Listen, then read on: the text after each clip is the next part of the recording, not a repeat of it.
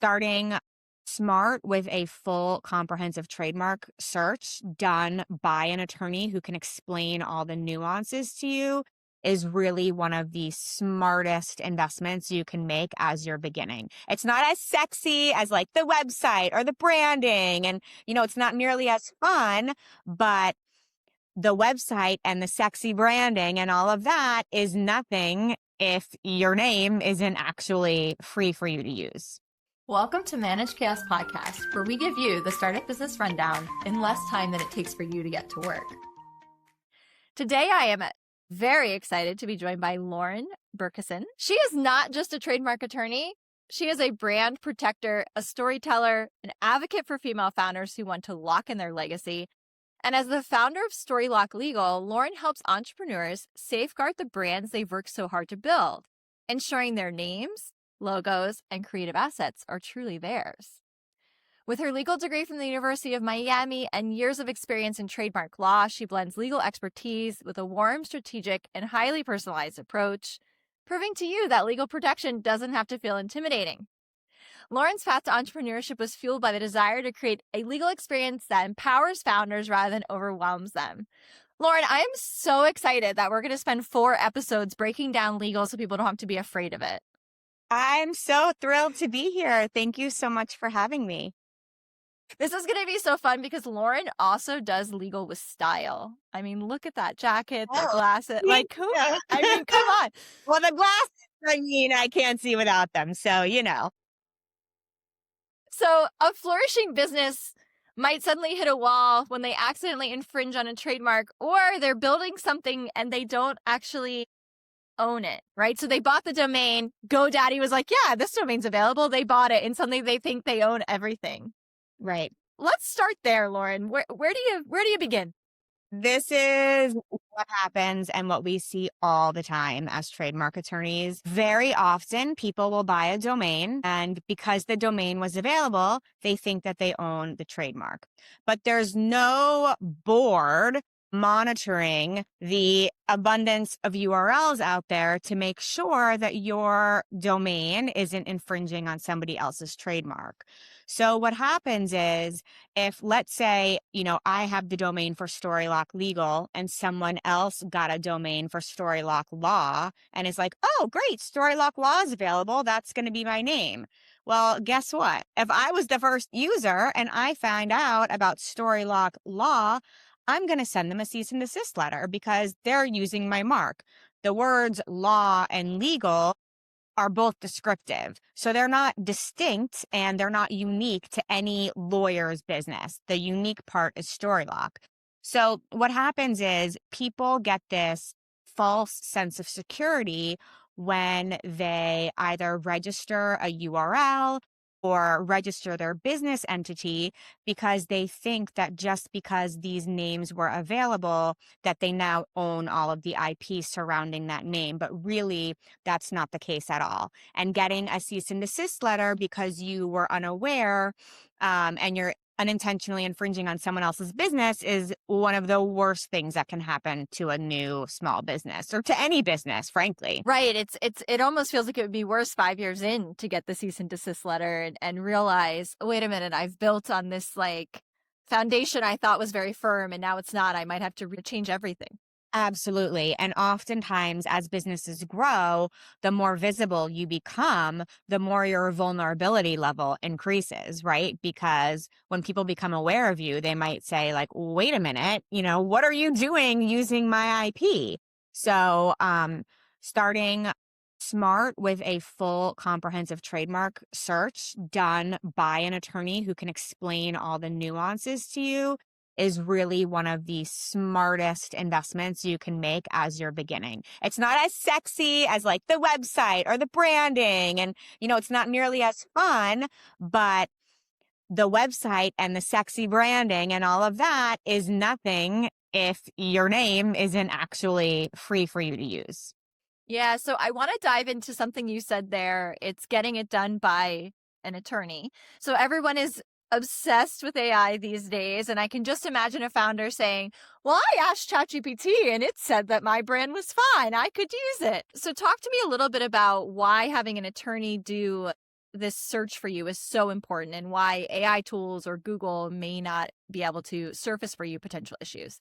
Absolutely. So, when you have a trademark attorney who understands all of the nuances and uses very specific software, you're getting a level of expertise and, human interaction and intention that is simply not there with AI. So, as an example, if my mark is Bluebird, right? And I have Think Crumble Cookies. I have a cookie franchise or business and I operate all over the country. And my mark is Bluebird, spelled, as you would imagine. And then someone comes along and says, I want to start a dessert shop or a pastry shop. So it's a little different. It's not quite cookies. And I'm going to call it BLU space BYRD. So I'm still calling it Bluebird. I'm just spelling it differently. Hmm. Well, something like AI might not pick up on that nuance if you don't prompt them and give them, there's a whole landscape that we're looking at. And Hmm. a mark like Bluebird spelled properly and Bluebird spelled with a unique twist are still, for all intents and purposes, the same mark. Because if I tell you that I got dessert from Bluebird, well, you might not know if it's the cookie shop or the pastry Right. shop or how you spell it. And the end result is that it creates confusion. And that's exactly what trademark law is designed to prevent.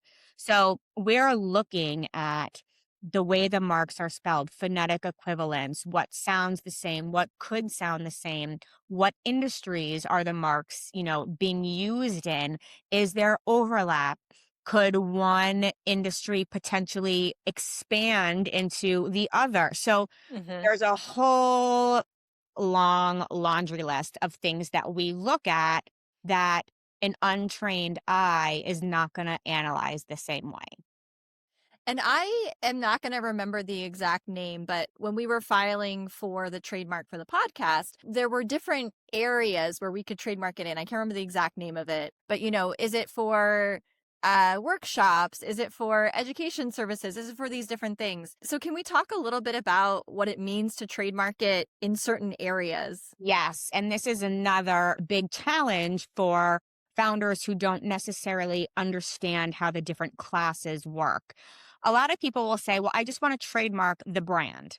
Well, the brand, you can't just protect Storylock Legal as a brand without having it be in relation to specific goods and services.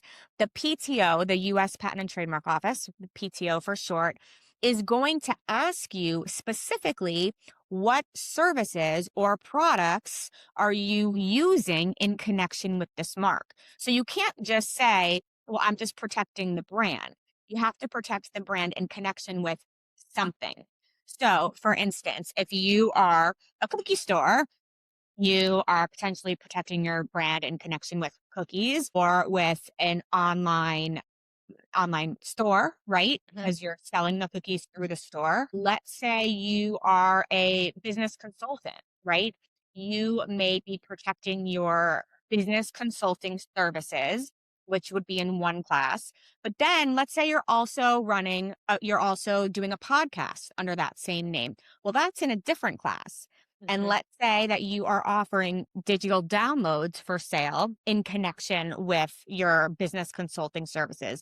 That's in a different class. So we need to really strategically look at the goods and services that you're offering under the particular mark and then file your application accordingly based on what you're doing or what you're potentially going to do down the road, what you're working towards. That brings up my next question, which is sort of how much do you normally recommend a blend of what currently is already living versus what you think you're going to do? Because you do pay an additional fee per class Yes. when you are registering the trademark. So how do you decide future state versus current state? Right.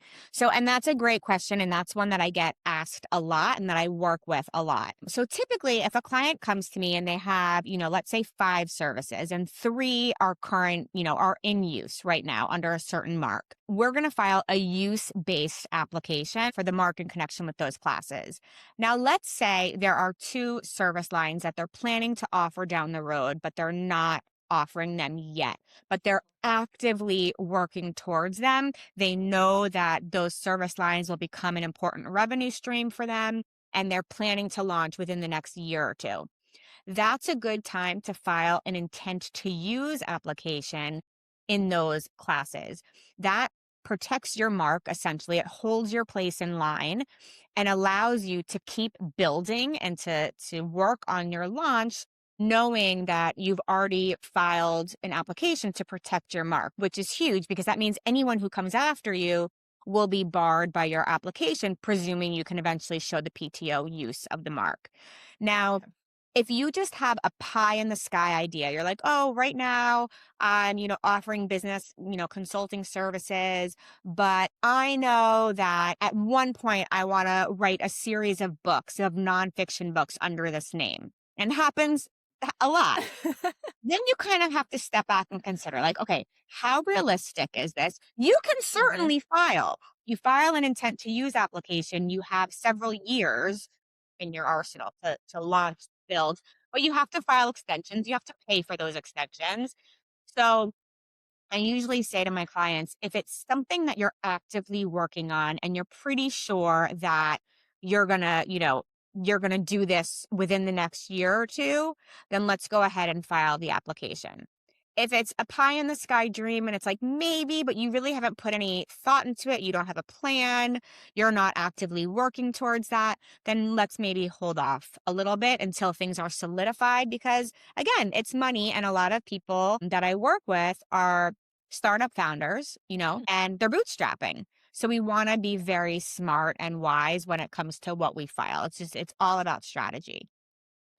A lot of early stage founders tend to hide from lawyers. I think when they hear the word lawyer, they see dollar signs, they get I scared know. and they run and they hide. Let's talk a little bit about your approach, right? And how number one, you're so easy to talk to, and I think that helps. But how is this concept of relationship first approach really helping you to kind of reach the people you need to reach and actually help them without them running scared from the fact that you're a lawyer? Yes. First off, I think that when people think of lawyers, especially female founders, a lot of times they think of like old stuffy men in suits, big box stereotypical law firms. Like even my dad, when he was like, why are you calling yourself Storylock? And why does your website have some pink on it? And I'm like, Dad, like it's okay. Like, trust me.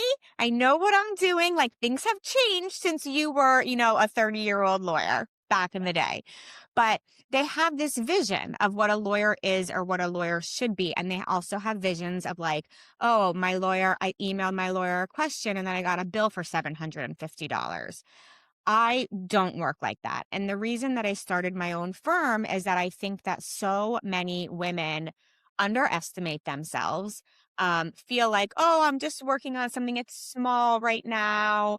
But if you're putting your blood, sweat, and tears into building a business, that's important. And that's something that you want to protect because you don't want someone, you know, who has more know how to come along and take it, take what you've built. So, my approach is very warm and personal. At least that's what I have been told. And I operate, for the most part, with flat fee packages because I think transparency is so important.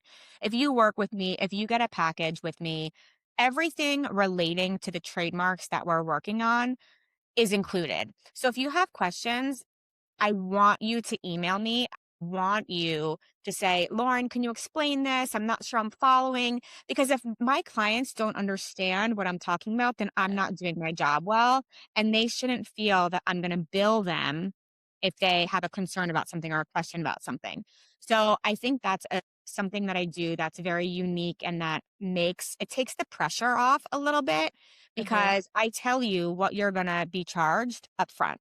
So, if you're doing one package, it's this. If you're doing 2 marks, it's this. If you're doing 3 marks and you want, strategic quarterly meetings and you want me to monitor your marks, it's going to be this package.